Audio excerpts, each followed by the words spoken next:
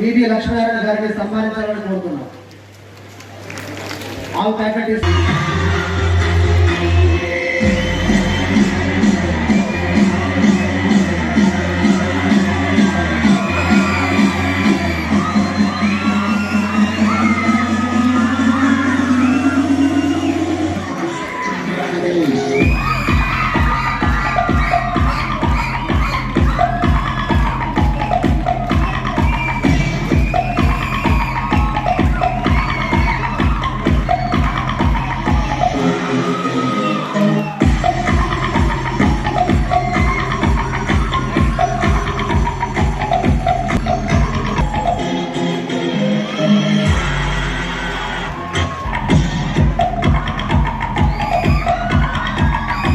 చూస్తుంటే ఇంతకు ముందు ఎక్కడో మెట్రోస్ లో ఈ విధంగా ఉండేది, కానీ ఇప్పుడు చూస్తుంటే గ్రామీణ ప్రాంతాల్లో కూడా ఈ ముఖ్యంగా గంజాయి అన్నది ఎక్కువ సంఖ్యలో దొరకడం అన్నది మనం చూస్తున్నాం.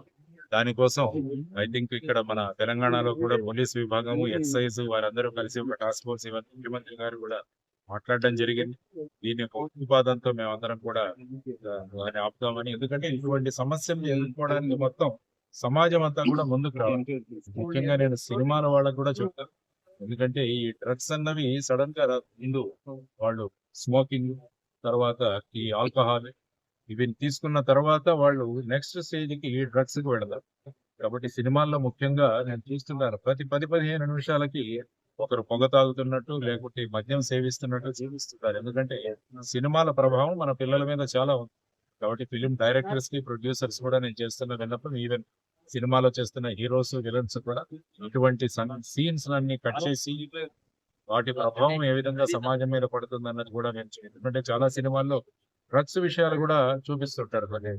కాబట్టి ఎందుకంటే యువతరం ఎలా ఉంటుందంటే ఏదో ఎక్స్పెరిమెంట్ చేయాలి, ప్రయోగం చేయాలి అన్న ఒక భావనలో ఉంటారు. ఆ తర్వాత నిరుద్యోగ సమస్య కూడా చాలా ఎక్కువగా ఉంది దేశంలో, రాష్ట్రంలో. కాబట్టి నిరుద్యోగ సమస్య వల్ల కూడా చాలా మంది ఆ ఒత్తిడి నుంచి బయటికి రావడానికి, ఆ డిప్రెషన్ నుంచి బయటికి రావడానికి ఇదొక మార్గం అని చాలా మంది అనుకుంటారు.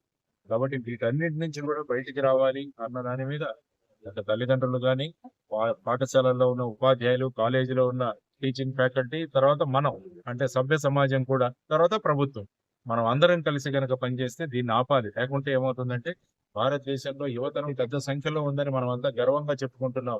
కానీ ఈ యువత కనుక పెడదారిన వెళితే ఏమవుతుందంటే వాళ్ళే రాష్ట్రానికి ప్రమాదకరంగా, దేశానికి ప్రమాదకరంగా తయారవుతారు. కాబట్టి దీన్ని తగ్గించడం అన్నది అందరి బాధ్యత అని నేను ఎప్పుడు కూడా